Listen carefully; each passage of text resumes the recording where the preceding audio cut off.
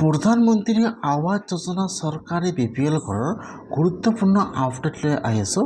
যদি আপোনালোকৰ জিঅ' টেক সম্পূৰ্ণ হৈ গৈছে, যিসকলৰ একাউণ্টত চৰকাৰী ঘৰৰ পইচা সোমোৱা নাই, আজি কিন্তু চৰকাৰী ঘৰৰ পইচা সোমাই গ'ল। এতিয়া চৰকাৰী ঘৰৰ কোনটো লিষ্টৰ পইচা সোমাই গ'ল, কেনেকুৱাকৈ আপোনালোকে চৰকাৰী ঘৰৰ আজি পইচা সোমোৱা লিষ্টটো চেক কৰিব, আপোনালোকে আপোনাৰ নিজৰ মোবাইলৰ পৰা সম্পূৰ্ণ প্ৰচেছ দেখুৱাই দি আছোঁ, চাই ল'ব। যদি আপোনালোকৰ জিঅ' টেক সম্পূৰ্ণ হৈ গৈছে আৰু আপোনালোকৰ একাউণ্টত চৰকাৰী ঘৰৰ পইচা সোমোৱা নাই, যদি আপোনালোকৰ সেইটো লিষ্টত নাম থাকে, তেনেহ'লে কিন্তু আপোনালোকৰ একাউণ্টত আজি চৰকাৰী ঘৰৰ পইচা সোমাই গৈছে। কেনেকুৱাকৈ আপোনালোকে চৰকাৰী ঘৰৰ নতুন লিষ্টটো চেক কৰিব, আপোনালোকে আপোনাৰ নিজৰ মোবাইলৰ পৰা। মই এইটো ভিডিঅ'ত আপোনালোকক সম্পূৰ্ণ প্ৰচেছ ষ্টেপ বাই ষ্টেপ দেখুৱাই দি আছোঁ, চাই লওক। এতিয়া কিন্তু আপোনালোকে ফাৰ্ষ্ট এইটো অপশ্যনত আহিব লাগিব লিষ্টটো চাবলৈ হ'লে। এতিয়া আপোনালোকে ফাৰ্ষ্ট এইটো অপশ্যনত আহি যাব। অহাৰ পিছত ইয়াত চাব, ফাৰ্ষ্ট দিয়া থাকিব এবাউট এছ, 2 নম্বৰত চাব ইয়াত দিয়া থাকিব আৱাস শ্বপ।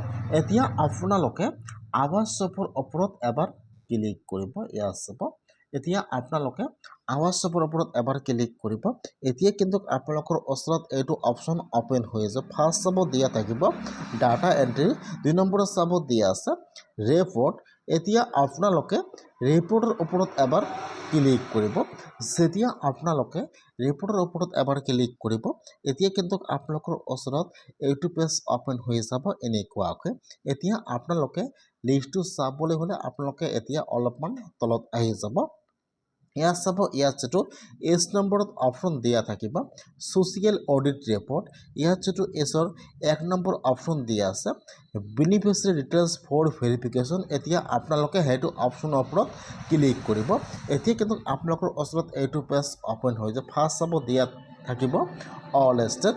এতিয়া আপোনালোকে সেইটো অপশ্যনৰ ওপৰত ক্লিক কৰিব। আপোনালোকে ফাৰ্ষ্ট ইয়াত ষ্টেট নাম আছাম ছিলেক্ট কৰি লৈ ল'ব। তাৰপিছত ছিলেক্টত ক্লিক কৰিব। ইয়াত আহি যাব আপোনালোকৰ ডিষ্ট্ৰিক্টৰ নাম।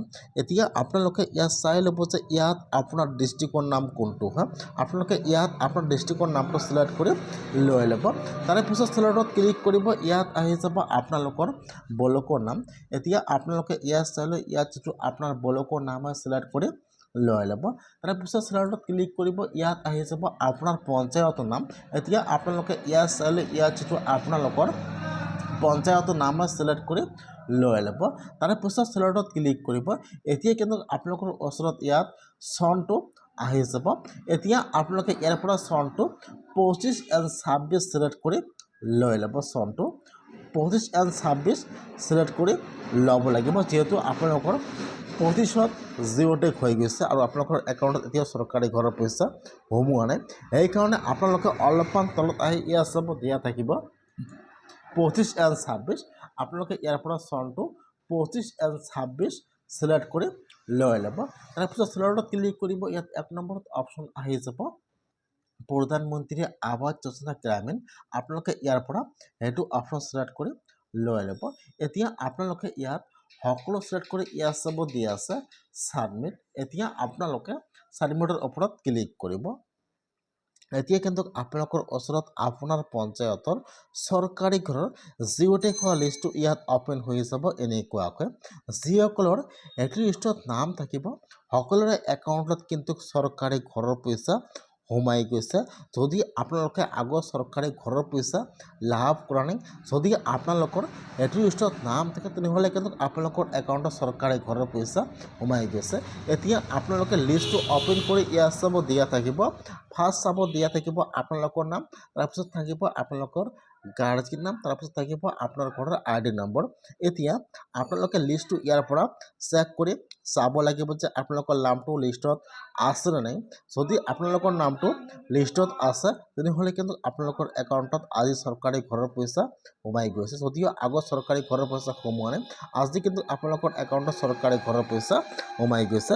সেইকাৰণে যদি আপোনাৰ জিঅ' টেক হৈছে আৰু আপোনালোকে এতিয়াও চৰকাৰী ঘৰৰ পইচা পোৱা নাই, তেনেহ'লে আপোনালোকে আজি চৰকাৰী ঘৰৰ লিষ্টটো চাই লওক যে আপোনালোকৰ লিষ্টত নামটো আহিছে না অহা নাই, কমেণ্টত জনাই।